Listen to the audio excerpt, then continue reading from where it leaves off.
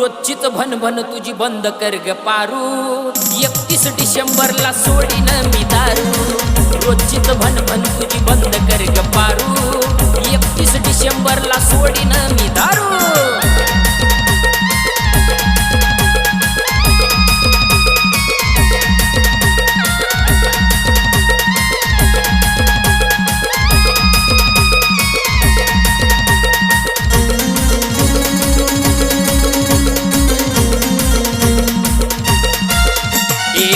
मित्र आलेत घरी नको काही बी बोलू ग चार चौकात माझी इज्जत नको घालू ग